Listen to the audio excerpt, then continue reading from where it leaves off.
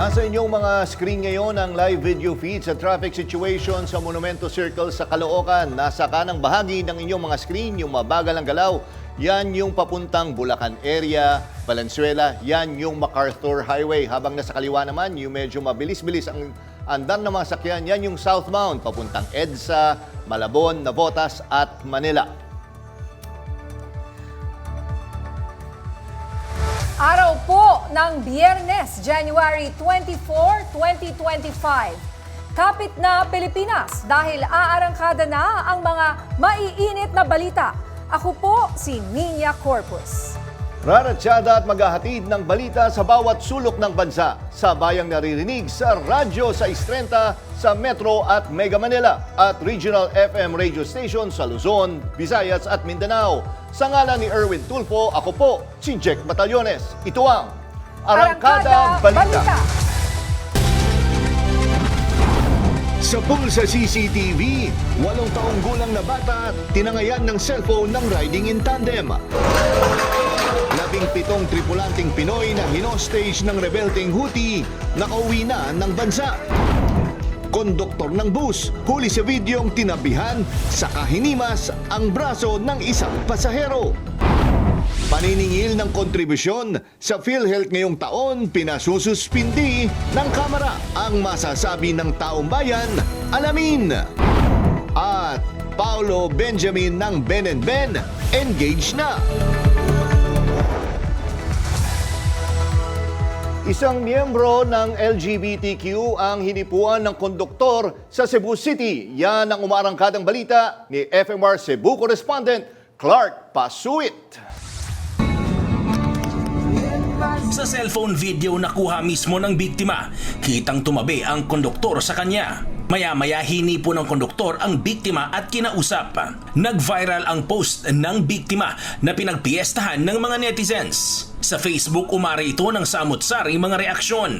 Dahil sa nag-viral na video, napag-alamang mula sa isang malaking bus company sa Cebu ang konduktor. Nakarating na rin ang issue sa opisina ng kumpanya na agad namang humingi ng tawad sa biktima. Wala pang opisyal na pamahayagang bus company kung saan nagtatrabaho ang konduktor, pero paiimbestigahan na nila ang insidente at handang makipag-ugnayan sa biktima.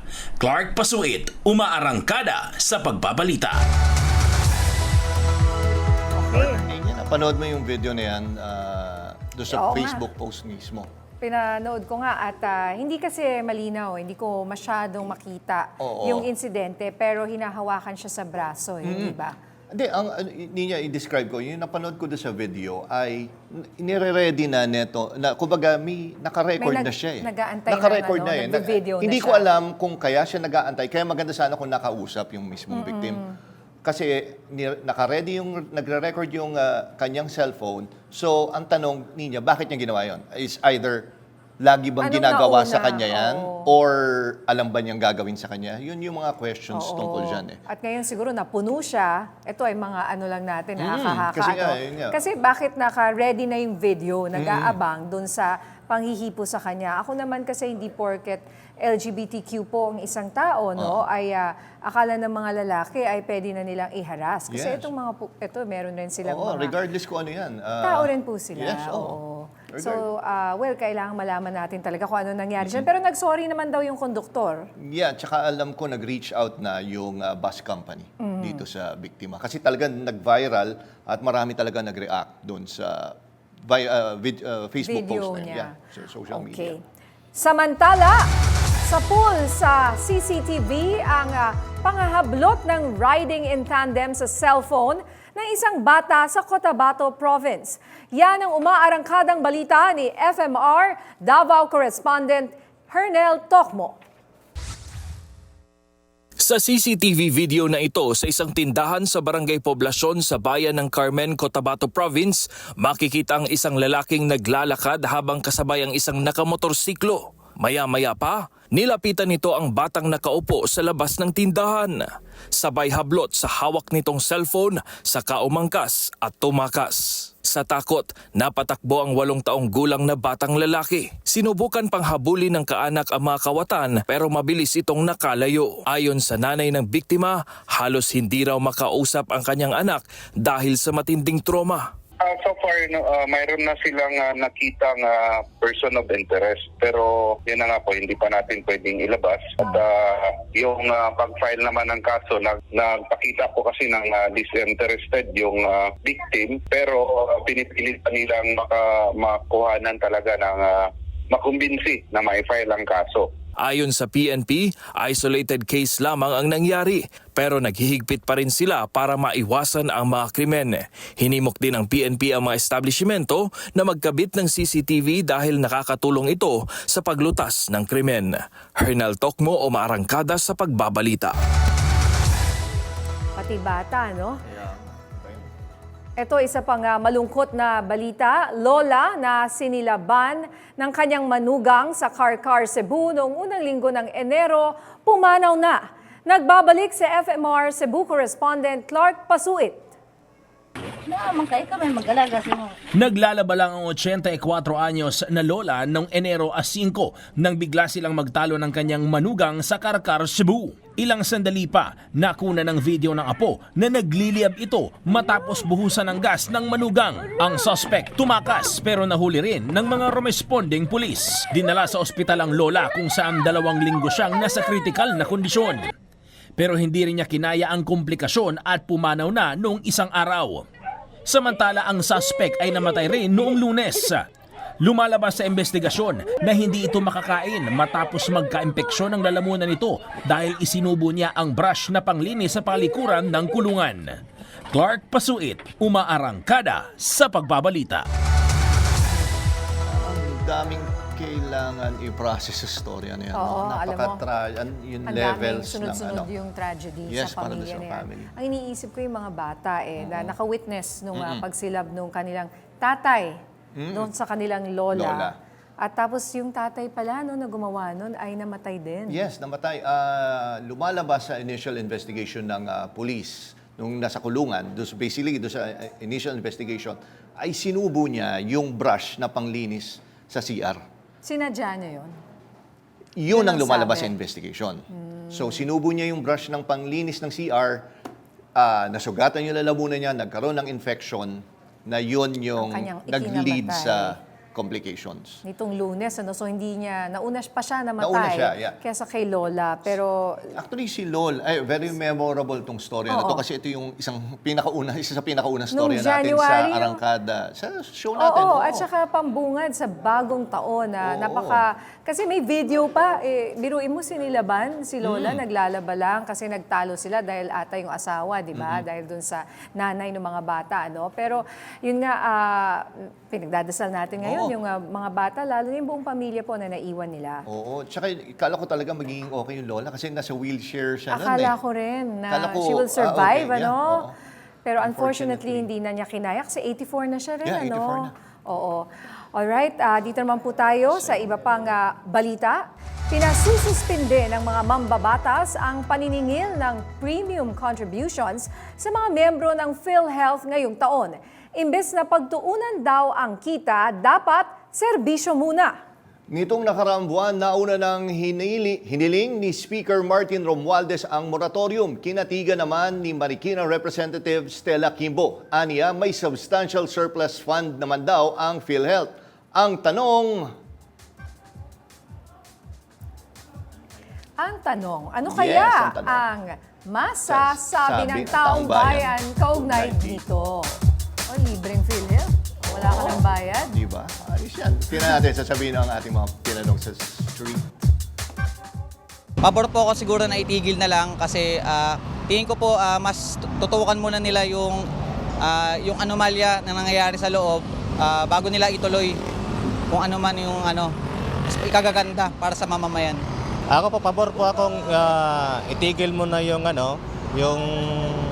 pagbabayad ng contribution sa PhilHealth. Kasi po, yung iba naman nakakuha, yung iba naman hindi rin nakakuha. Dapat ayusin po nila yun bago mabalik yung paghuhulog sa PhilHealth. Kung may anomalya pa po sa PhilHealth, pabor po akong naitigil muna habang di pa po naayos yung anomalya doon po sa PhilHealth. Payag ako na itigil muna ang contribution ng PhilHealth kung merong mga anomalya. At sino ba naman ang may Oo, ayaw? diba? No? Wala ka talaga Wala kang makikitang babayaran, ayaw ng ganon, Pero diba? tingnan natin ang masasabi dyan. Dito po, no, sa usapin Bigyan, nito. mabigyan ng linaw yung issue na Yes. ito. Nasa linya po ng ating telepono si Dr. Jose Rene de Grano. Siya po ang presidente ng Private Hospitals Association of the Philippines Incorporated o PHAPI. Magandang hapon po, Doc. Linya hapon. Corpus po and Jack Batallones. Yes, Magandang hapon niya and Jack. Oh, Jack po, opo. Jack.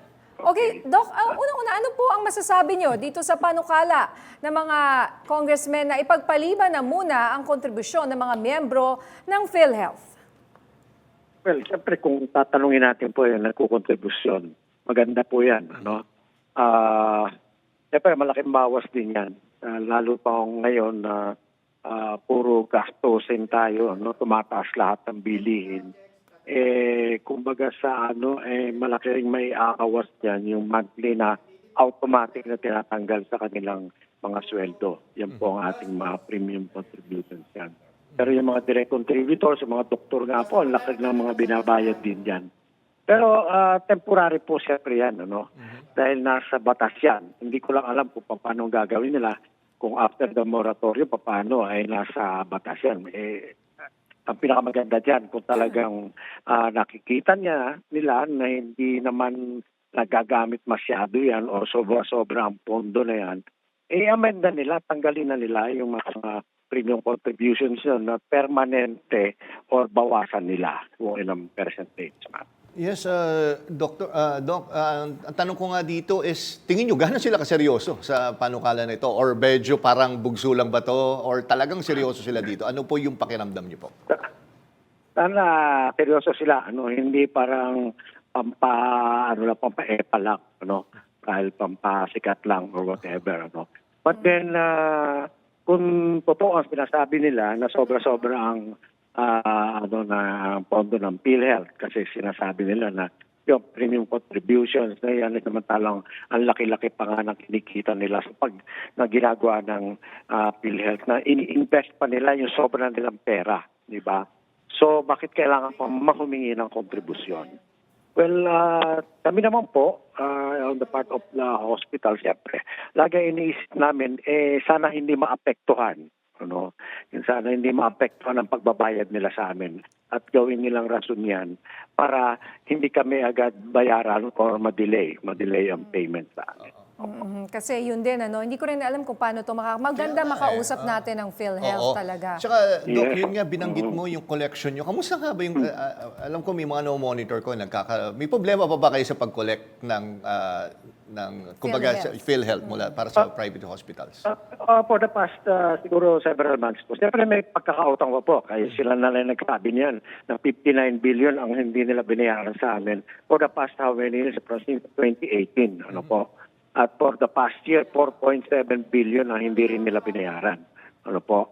Pero, yun namang ibang accounts, binabayaran nila for the past several months. Mabilis din naman ang turnover. Although, ang kino-question namin, bakit ang dami-dami pa lang na di-deny yung mga claims na nag-amount na sa 4.7 billion. Napakalaki po nun. Na sana ay hindi mahirapan tuloy ang ating mga hospital sa kanilang mga operation. Dr. De Grano, bago namin kayo bitiwan, narinig ko lang isang sinabi mo na may collections pa kayo na. Pero ang sinasabi, may 150 billion pa yata silang surplus. Pero ba't ganon? Ba't may backlog pa rin po sa inyo? Ay, yun nga po ang nakakapagtaka. Ang sinasabi namin, kung wala naman talaga silang mapruwebahan na mali yung mga claims na sinasabit namin sa kanila, dapat lang na natural na bayaran ka agad kami. Ay nakapagtaka na gano'n pala kalaki ang kanilang dinideny na claims. At umabot pa nga sa 59 billion for the past several years. Alam niyo po, those are services already rendered by the private hospitals or by the hospital to our members. Kung maaari nga, dapat tigilin pa natin po sila sa interest for the past how many years na yun. Alright, maraming salamat, Dr. Jose Rene de Grano. Okay, good news po sa mga government workers. Epektibo ngayong buwan, ilalabas na ang ikalawang bahagi ng kanilang wage increase.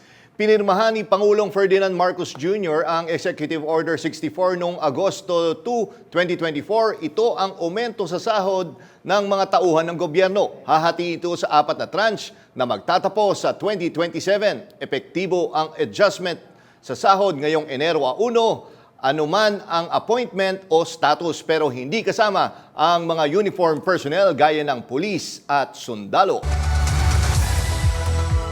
Kinukonsidera ng Commission on Elections na obligahin ang mga kandidato sa halalan na sumali sa mga televised debate. Sabi ni COMELEC Chairman George Erwin Garcia, makakatulong ito para makilala ng husto ng mga botante ang kanilang mga kandidato. Pero malabo niya na mismong ang COMELEC ang mag-host ng isang debate. Pero pwede po kami mag-issue ng resolution na bilang obligasyon ng mga kandidato sa COMELEC, kinakailangan susunod sila sa patakaran ng COMELEC. And therefore, kung in-endorse namin ang isang debate, pwede namin silang i-compel na umatendo sa mga debate na yan because sa aking paniniwala, yan ay regulasyon at resolusyon ng COMELEC. Okay, at kaugnay po ng balitang yan, makakasama natin via phone patch si Commission on Elections spokesperson attorney John Rex Laudianco. Magandang gabi po sa inyo, sir. Magandang gabi po, Ma'am Nina, at sa lahat po ng taga-subaybay ng Arangkada Balita. Sir, sa isang interview, sinabi nga po ni COMELEC Chairman Garcia na hindi mag-host kayo ng debate para sa mga kandidato ng COMELEC. Pero willing daw po ang komisyon na endorse ang mga debate na ito. Paano po kaya ang regulasyon nun? Tama po, ito po sa pamamagitan ng isang COMELEC resolution na talagang malinaw po na inaatasan ng ating mga kandidato na sumali po doon sa in-endorso rin na mga debates na gagawin po at tatakda ng ating mga media partners. Alam niyo po, mula po nung 2022 ay naging policy na pong muli ng COMELEC na ibigay ang pagsasagawa ng mga debates sa ating mga media partners. At maglalabas po kami ng simpleng patakaran lang naman po, napakadali lang, na dapat lang po kung isasali ang isang kandidato sa isang debates ay dapat merong equal opportunity na pasalihin din yung iba pang kandidato sa parehong posisyon. Isa pa rin po, kung ang bibigay na oras sa isang kandidato para magsalita ay ganitong panahon, dapat pareho rin po at equal din ang pagkakataon ng ibang kandidato. So kung titignan nyo po, ang hinahabol po natin dito dalawang bagay. Yung pong equal opportunity, yung due process at equal protection, and second po, yung pagkakataon ng ating mga mamamayan na makilala ng lubos ang mga nanliligaw sa kanilang mga boto. Magandang gabi po, Jack Batallones po. Sir, tatanong ko lang, sinasabi natin, pwede ba natin sila i-compel talaga na mag-attend netong debates? Paano ho ba ang patakaran natin or guidelines natin tungkol dito? Opo, alam naman po natin na lahat po ng COMELEC resolution ay dapat po sinusunod, lalo na yung mga implementing rules. Sinusunod po dapat ito ng mga kandidato. Otherwise po, merong consequence. Kadalasan po, nagiging dahilan yan ay yung disqualification. Pero titignan po natin doon sa babalangkasin po. Na bagong COMELEC resolution. Pero kung tatanong po ba, meron pa ba bukod doon na sanction? Wala po. Kasi nga po, hindi naman po kriminal. Hindi naman po tinakda ng mga batas sa ngayon na mayroong parusa na labas dun sa administrative sanctions yung hindi pagdalo sa debate. So kung ayaw nila ay hindi mo sila mapipilit? Maari pong mapilit, pero sabihin po natin na hindi maaring maparusahan, ngunit merong administrative sanction dahil gaya nga po ng kababanggit lang ni Chairman Garcia, lagi po dapat sumusunod dun sa COMELEC resolutions.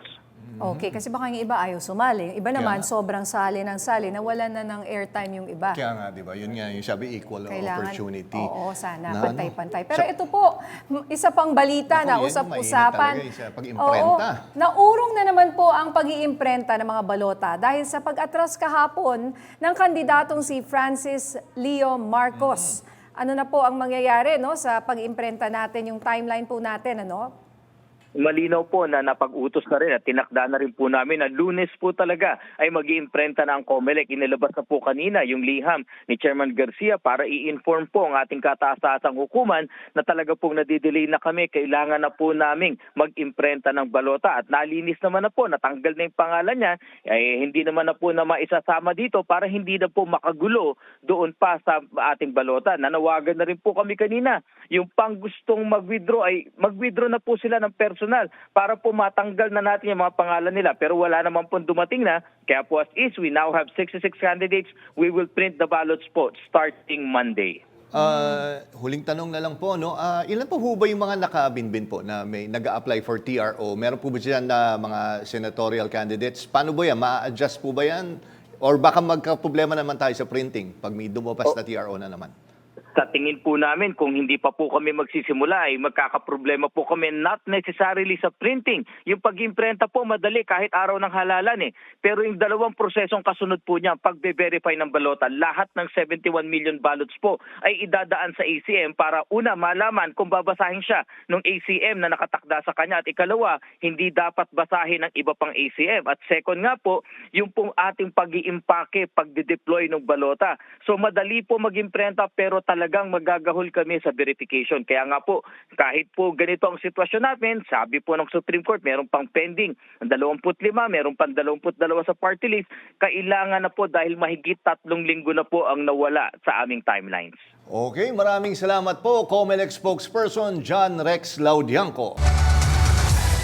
Sa Davao Region, 6 na ang naaresto ng mga pulis dahil sa paglabag sa gun ban. Yan ang umaarangkadang balita ni FMR Davao correspondent Hernel Tocmo. Pawang sa mga police operation at by bus na aresto ang 6 na katao sa Davao Region. Bukod sa paglabag sa Omnibus Election Code, kakasuhan din sila ng illegal possession of firearms dahil wala silang maipakitang dokumento ng mga ito. Sa mga checkpoints, sa plain view doctrine jud gihapon ta. Unless na lang kung na-intel report, no, na-intel report nga naay dala ang maong sakyanan. So, dili po na basta-basta ng intel report kay with proper coordination man na siya, na ay documents. Sa kabila nito, sinabi ni Davao Regional Police spokesperson Police Major Catherine De La Rey na nananatili sa Code Green ang Davao Region. Ibig sabihin, kabilang pa rin ito sa low areas of concern. Punta nagakumpiyansa na, nagamonitor gihapon ta sa mga nidaga na mga kandidato. Naga-coordinate gihapon ta sa ilaha kung nabay threats sa ilahang kinabuhi kay naman po yung nahitabo sa other regions dili sa Region 11, naman po yung nahitabo sa other regions na green ang area pero dito ang nahitabo ng mga election-related na mga incidents. Samantala, malapit nang matapos ang isinagawang demonstration ng automated counting machines sa Davao. Patapos na daw kasi ang COMELEC na ikutan ang mga barangay sa rehiyon. Naganito sa tail end, nalibot na nato even dito sa mga kabukiran, gitudluan nato ato ang mga botante on how to use the machines para at least dili sila murag kanang kay bago ano manggutan na bago atong makina, but then it's just the same machine, the same way of voting, only that na siya mga features na wala before nga naa karon nga bag-o. Mahigit 4,000 automated counting machines ang ipapadala sa Davao Region para sa darating na eleksyon. Hernel Tocmo, umarangkada sa pagbabalita. Sa aming pagbabalik, weekend traffic asahan daw dahil sa mga ikakasang road reblocking. Kung saan-saan yan, alamin. Tuloy-tuloy ang pagratsyada ng mga balita sa pagbabalik ng Arangkada Balita. Personal na nakipagpulong si Secretary of National Defense Gilbert Chodoro Jr. at Philippine Ambassador to the United States Jose Manuel Romualdez sa bagong U.S. National Security Advisor na si Mike Waltz sa White House. Pinagtibay sa nasabing pulong ang pagpapalakas ng mutual security activities sa Indo-Pacific region. Isa ang Pilipinas sa unang bansa na nakipag-ugnayan sa bagong administrasyon para talakayin ang mahalagang usapin pang seguridad. Pinuri naman ni Waltz ang mga hakbang ni Pangulong Marcos sa pagpapanatili ng freedom of navigation at pagsunod sa isang rules-based international order. Tinanggap ng Anti-Terrorism Council ang ilang amendment sa Implementing Rules and Regulations ng Anti-Terrorism Act of 2020. Kabilang dito ang pagtitiyak na mapoprotektahan ang karapatan sa pamamahayag. Ini-update din ang financial provisions ng IRR para bigyan ng exemption sa pag-freeze ng mga asset ng mga pondong mapapatunayang nakalaan para sa humanitarian works. Tinitiyak din sa mga inamyendang probisyon na kapag na-freeze ang asset ng isang individual, may sapat na pera pa rin maiiwan para sa pamilya nito. Nire-require din ng bagong IRR ang mga telecommunication companies at internet service provider na mag-preserve ng mga data habang iniimbestagahan ang isang kaso. Sa iba pang balita, ginawaran ng medalya ni Armed Forces of the Philippines Chief of Staff General Romeo Brawner ang mga sundalong nasugatan sa pananambang sa Basilan. Sa kanyang pagbisita sa Western Mindanao Command, binigyang pugay sila at sa ipinamalas nilang katapangan at kabayanihan. Siniguro niya sa kanilang mga kaanak ang buong suporta ng AFP. Kabilang na dyan ang pagkakaloob ng medical care at ayuda para sa kanilang agarang pag-recover. 17 tripulante na binihag ng Houthi rebels nakauwi na. Yan ang umaarangkadang balita ni Cherubim Ganaden.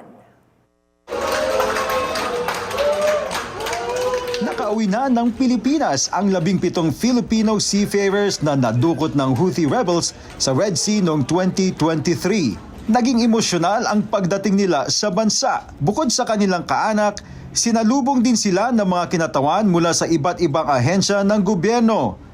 Kaagad namang hiniling ng mga seafarers na kaagad makauwi ng Pilipinas. They were in high spirits, they were all smiles, and they were all hugging their children and their spouses. I don't know kung makakatulog sila mamayang gabi, but I'm sure it will be an exciting and happy reunion of families. Categorically, as a doctor, they are not traumatized. Galing po sila sa isang traumatic situation. Ang ayaw nating mangyari is mag-develop sila ng tinatawag na post-traumatic stress disorder. DOH will make sure that they will not have post-traumatic stress disorder. Una nang nagpasalamat si President Ferdinand R. Marcos Jr. sa bansang Oman sa matagumpay na negosasyon na nauwi sa pagpapalaya. Cherubim Ganaden, FM Radio Manila, umaarangkada sa pagbabalita.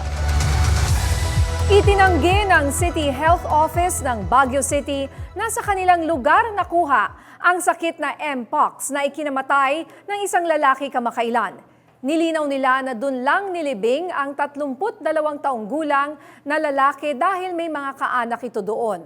Nakuha raw niya ang sakit habang nasa Manila siya kung saan na-ospital siya at namatay. Noong linggo, sinabi ng Baguio City Health Office na ang kanilang unang kaso ng Mpox ay isang 28 anyos at gumaling na ito.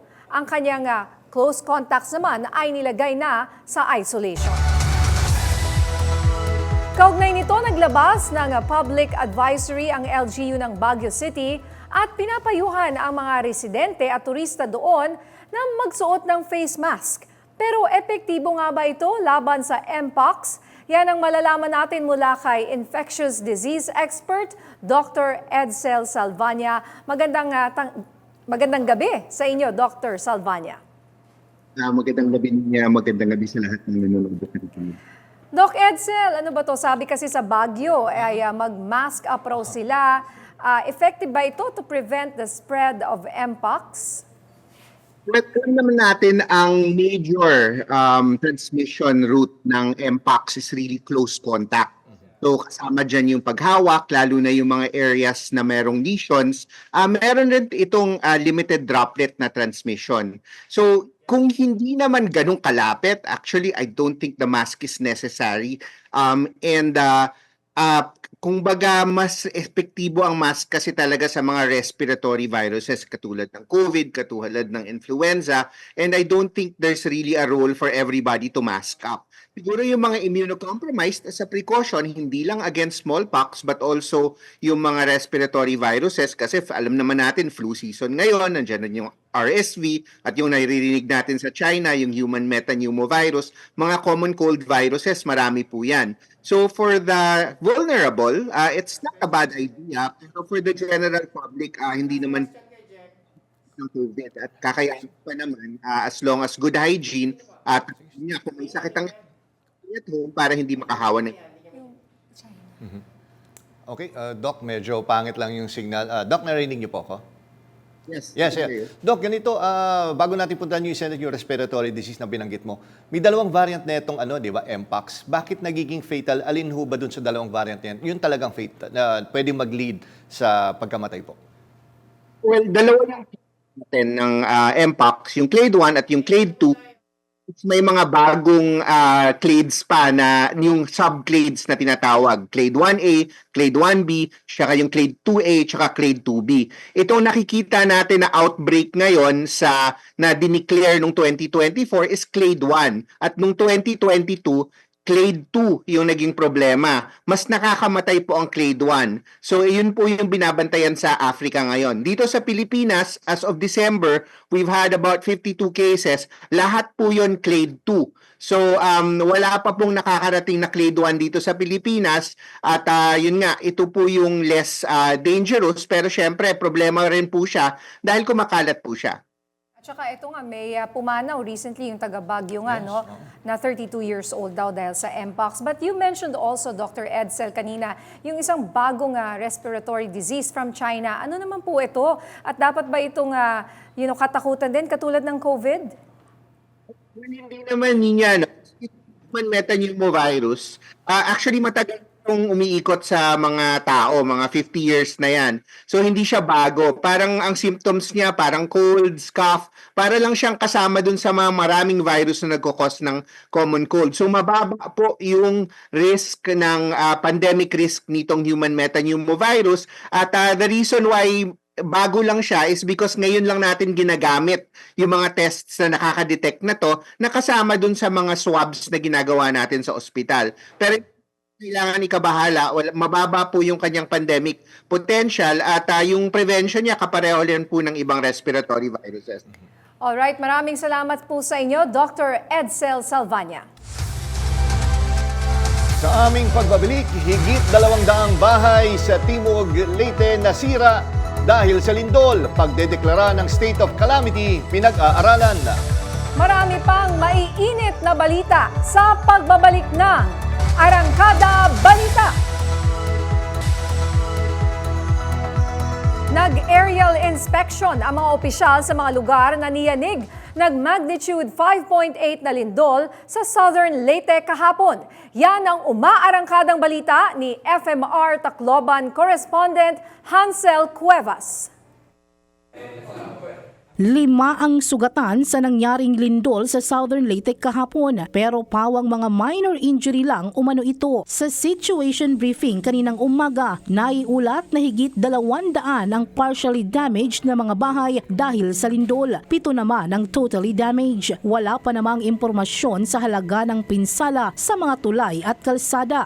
To review the damage to the road, especially yung mga critical na lifeline from here to Mindanao. Sinabi ni Representative Christopher Yap na nakikipag-ugnayan na sila sa DPWH para sa agarang rehabilitasyon ng mga nasirang kalsada at tulay. Nakapaghatid na rin ng paunang ayuda sa mga apektadong pamilya. Due na for rehab yung Liloan Bridge.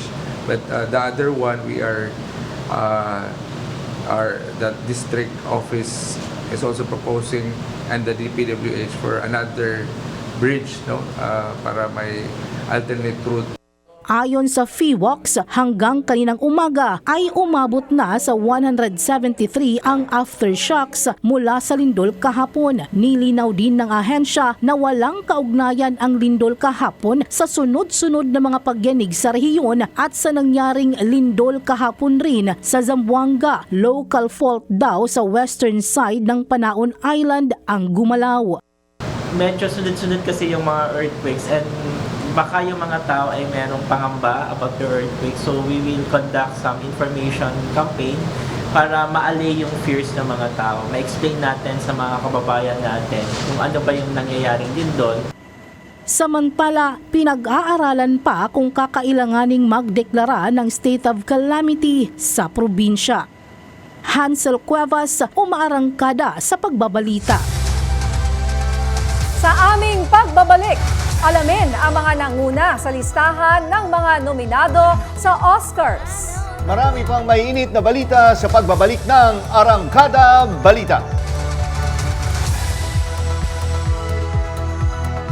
Hinarang ng isang federal judge ang isa sa mga unang kautusan ni US President Donald Trump. Naglabas ng temporary restraining order ang isang huwes sa Seattle laban sa utos ni Trump na ibasura ang right to birthright citizenship sa Amerika. Tinawag ni US District Judge John Cohenur ang utos ni Trump bilang tahasang paglabag sa konstitusyon. Ang birthright citizenship ay nakapaloob sa 14th Amendment ng US Constitution na nagsasabing sino mang pinanganak sa Amerika ay ituturing na isang Amerikano. Samantala, iaapela naman daw ni Trump ang TRO sa korte. Sinabi niya ring hindi na siya nagtaka sa naging desisyon ng nasabing huwes.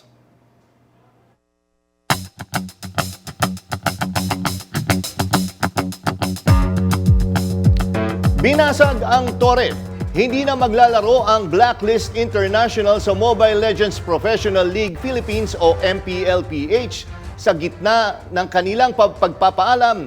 Nagpasalamat ang grupo sa walang sawang suporta ng kanilang fans. Ang Blacklist International ay kilala sa kanilang makasaysayang panalo sa M3 World Championships na nagpakitang gilas sa mundo ng esports at nagpatunay na world-class ang galing ng Pinoy.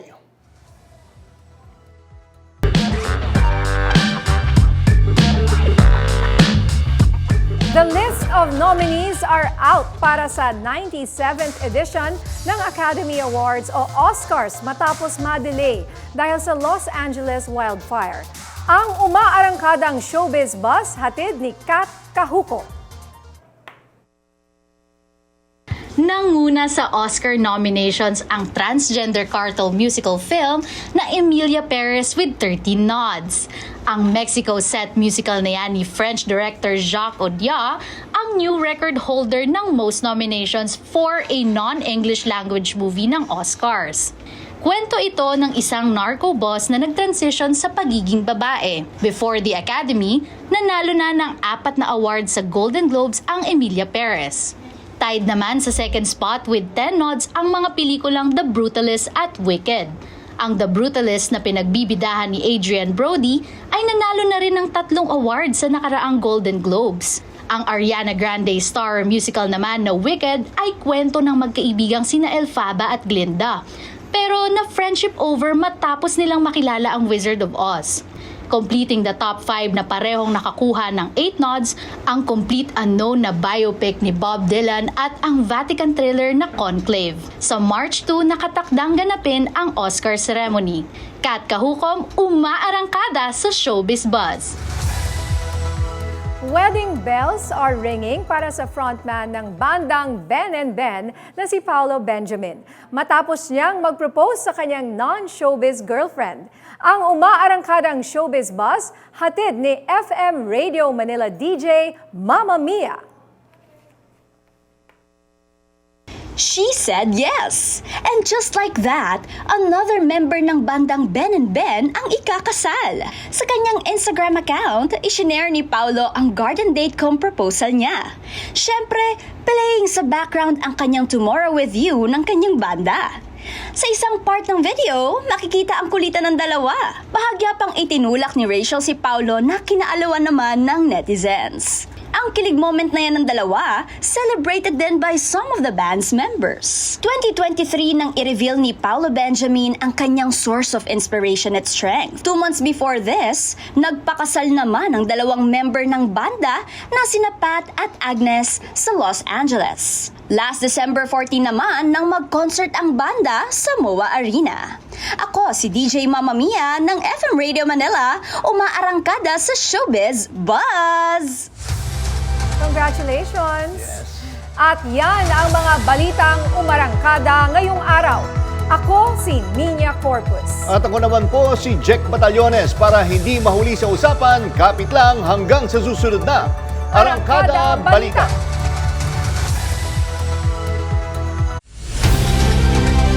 Buong araw, magdamag. Tuloy-tuloy ang pagsiservisyo ng Radyo 630 kasama ang pinakapinagkakatiwalaang kaserbisyo. Nasamahan mo kami ha. Huwag tayong makinig dun sa ingay. Maging aktibo tayo. Pihit na sa Radyo 630.